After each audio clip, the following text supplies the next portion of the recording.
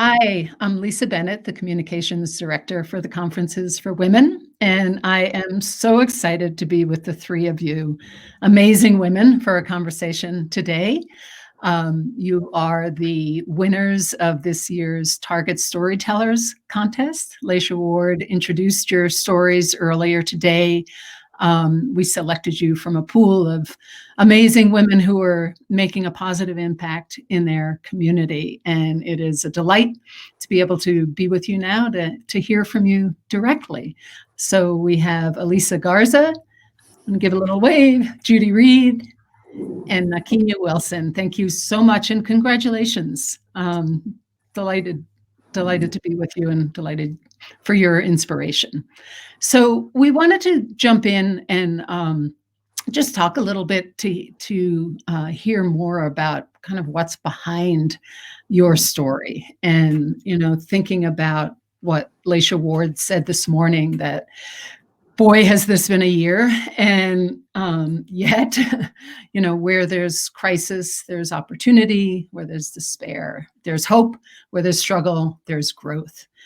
So I'm curious for the three of you, where you have seen those opportunities for hope and growth this year. And Nakenya, maybe we can start with you. Sure. So I think, for me, this has been a time where we have been able to kind of recenter around what's most important, and relationships, regardless of profession, regardless of your background, really came to the forefront. And it's created an opportunity for us to think differently about the way we connect to each other and how we take care of one another. And I've really appreciated, I've been in a helping profession the majority of my professional career, but I feel like it's, bleeding over into all industries, and all people are seeing more value in building authentic relationships. It's a great point. And, so interesting, isn't it, in our separation that we recognize how important that connection is. Yeah. Judy, how about you? Where have you seen opportunities for hope and growth this year? I would say the neighborhood and how people are actually talking with each other more than they have before, even though I've always considered my neighborhood very friendly, with the number of people just getting out to walk. And we do the social distancing, but just stopping and talking to people almost every day, and some I've never even seen before. So I think people reaching out to each other has been a blessing out of all of this. It's been really nice to have that happening when a lot of people are afraid to even go to the grocery. Yeah. And you certainly have reached out in your neighborhood, I know, as we heard in your story. And it's so important to be able to see these bright spots, isn't it? It's kind of what keeps us all going. So, Elisa, same question for you. What opportunities have you seen, either in yourself or other people, this year? Hi, yeah. So while the COVID-19 pandemic has certainly made life for all of us more challenging, I think it's also brought out the best in our community. Personally, I'm taking the opportunity to build stronger relationships with community members, piggybacking off what these other awesome ladies said, building those authentic relationships and to help empower the community members with the tools that they need to advocate for themselves. In my line of work, I work with a lot of vulnerable, underrepresented populations. And so with COVID, we've had to get creative in our outreach strategy. And with that creativity comes being more intentional. And so it's been very fruitful. I think I've engaged more with folks during this pandemic than I had prior to the pandemic. So isn't that remarkable? Wow. Yeah. Wow. So here's what I'm really super curious. I mean, that's I think that's inspiring, and it's it makes me feel good to sort of recognize some of the positive things that are happening during this incredibly tough time. What I found so remarkable about the three of you is that during this year like no other, you found it in you to not only, meet the challenges that it presented to each of you, which varied, but were there, right? Nobody escapes. Yet you didn't stop there. You found it in you to really step out for other people and to be of support and service to other people. What motivates you to do that? Judy, let's start with you. I've always been, my personality is to help others, and I was often told I was helping when I wasn't wanted. It's hard as being retired and doing mostly volunteer work to see those volunteer opportunities dry up because I couldn't do what I had been doing. And I think it's really just keeping my eyes open to where the need was because I had the time. That's one nice thing about being retired is I have the time, and that's kind of what my life has been like for the last 10 years is. Mm-hmm. Yeah, if I can just add a little bit to that question. So I'm curious about motivation and what you get from it, from giving to others. Okay. Can you speak to that a little? Yeah. I really feel like God is using me. A lot of things have happened, things that people don't find good.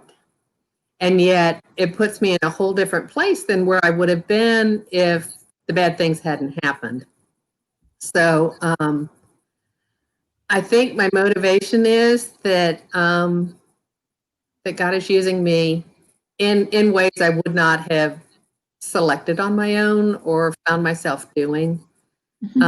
And my heart does go out to people right now that can't get out or don't have the mental capacity to do what they used to do. So I'm just glad to help. And I do. I feel like it gives my life a richer meaning. Mm-hmm. Thank you. Nakinya, same question. What motivates you, even in tough times, to reach out so significantly to others, and what do you get from it? So for me, I guess I would have to. We're gonna all kind of maybe there's a theme here, because, but for me, my faith is absolutely a cornerstone to why I serve others. I try to, even in my leadership within the organization that I serve, I actually want to be a servant leader. And so to me, that looks like working alongside of those who are doing the work. And I think I have a greater appreciation for that because I've also been in a position where I've needed help. And I know how important it is to feel valued and to be respected and to be prioritized, because I've been in situations where I was not prioritized or listened to. So I'm extremely motivated to give people the best quality of life that they possibly can with whatever talents and gifts God has given me. And it brings me immeasurable joy. I get energy and I am more hopeful when I'm able to serve other people. I love hearing this. And Elisa, so a little bit of head nodding going on there. So I think Nakinya nailed it on a theme, perhaps. Yeah, for sure. Definitely y'all's answer to this question, I resonate a lot with it. Same thing. My personality is just being a helper. This question prompted me to reflect on my upbringing. So as a Latina from a border town in Texas, I was socialized to think more of the collective versus the individual. And I definitely do view that as a strength that I draw from my community. For example, my neighbors weren't just my neighbors. They were an extension of my family. And to this day, I still have the same neighbors who are checking in on my grandpa, making sure that he's wearing his mask and staying indoors and taking his vitamins.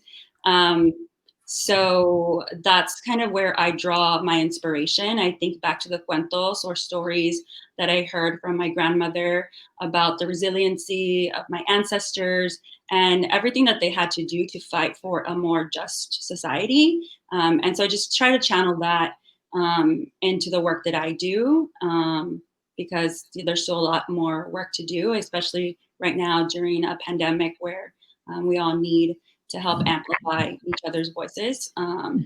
So that's kind of where I get it. I just think of my mom, my grandma, and all the other fierce women in my life. Fierce women. There you go. Got some here. That's wonderful. And it's interesting that you all did echo a similar theme there. It sounds like something that sustains itself, like that kind of inspiration is something you can keep drawing on. That's not necessarily true for everybody, right? A lot of people out there feel pretty tapped out right now and, maybe hopeless, just suffering from loneliness, a lot of, fear, a lot of different things. So I'd love to hear what you would say to them, to, so they can channel you. Right. So let's see. Why don't we start with you, Alyssa? Cool. Yeah. So for folks who feel, in despair or down or kind of just overwhelmed, I personally, what I do is I reflect on just the strengths that I have that maybe might not be something that I recognize if I'm not sitting down and reflecting on it, right? And so thinking back towards other times of difficulties or overcoming other barriers. It could be something as simple as, when you graduated from college and nobody thought you could, or when you scored a job that you didn't think you were going to get. Just little things like that. I think it's important to reflect on the wins that you've had in your life and to remember that sense of warrior and that sense of, I could do it and I can do it because I've been doing it. So, and to just draw from strengths, if you can't find it in you, draw it from the people in your community, your family, whether it's, your place of faith, your church, your work, or just, folks that you admire in popular culture. I think that just reflecting on those and making those connections can give you a boost right now. Yeah. Great point. Judy? This one's tough for me because I don't feel like I'm a great encourager of others. Other than, I guess, encouraging them to look at anything that has been good out of this, anything that may not have happened, or even maybe looking at whether their priorities have changed, that they're glad that they have. For those that have been, that feel isolated, maybe they can reach out to other people that they think might be isolated or friends instead of waiting for calls to come in. Maybe there need to be the call maker. I don't know. I'm just not real good at coming up with helping people to see the good that has come out of all this instead of focusing on the bad. It's hard. But you have, you've done it in your actions, and as some people can put it in words, and some people can put it in actions, and that speaks very loudly. Thank you. Nakinia, thoughts for those who are struggling? First I want to say, Judy, that, I've been told over the years that sometimes the only Bible a person will read will be you. And so as much to what was already said, what we do, is an encouragement in and of itself. So just because you may not have the words, you are a living story. But I think for me, you also talked about gratitude, and I think gratitude allows us to get out of that place that we might be in where we feel stuck and where we feel hopeless and we feel darkness, because there are things that are going well, no matter the situation. I can't remember who said it, but in order, if it's not okay, basically, I think it might be a music group, it's not over. And in order for us, I'm full of metaphors and quotes, but in order for us to be able to see the sunshine, there has to be rain. I think that we are growing as a country, and some of the rain, some of the pain that we've experienced was necessary for us to elevate as individuals and as communities. And so just hold on and know that it's not going to last forever. Know that no man is an island. And so, as we move through difficult situations, outreach your hand and just move along, wade through it with someone else. And maybe just decide to put one foot in front of the other and do something good for someone, even if you don't see how it could benefit you. I guarantee you that it will not come back to you void. There's always a pick me up when you choose to focus on others instead of yourself. Ain't that the truth? So we need to wrap up, but just in our final minute here, I wanted to open it up in case any of you wanted to say anything to each other.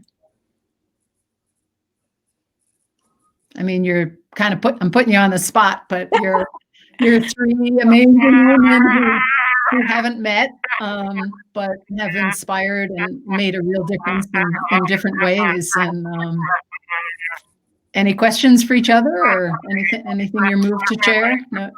No need. Just if it rises. I would love coffee. So all of you.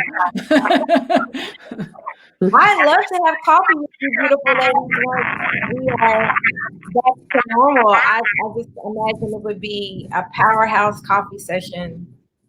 So I'm happy to be in such good company. Thank you for all that you're doing. Well, that's what I was going to say too, that it's a shame the conference isn't in person where we couldn't meet each other, because you guys are so impressive. I'm all powered up for the next week now. Yeah, cool. Same. It would be awesome to meet in person. Hopefully once as we emerge from the pandemic, maybe we can link up or do a virtual chit chat. But I just wanted to say, just hearing y'all's answers to these questions is just like another example of like drawing, excuse me, from the strengths of others. And it's cool to hear that others also are motivated by a force that is bigger than themselves to pour into others. And it's really cool to see that. And it's just like a nice little boost, because after this I have more work to do. So I'm like, okay, there's people all over the world moving and shaking to help each other. So let's do this. Like, let's get this done. Well, thank you so much to you all. You're an incredible inspiration, I know, in your communities and certainly to this community. So thank you so much for what you do, who you are, and joining us today. Thank you. Thanks so much.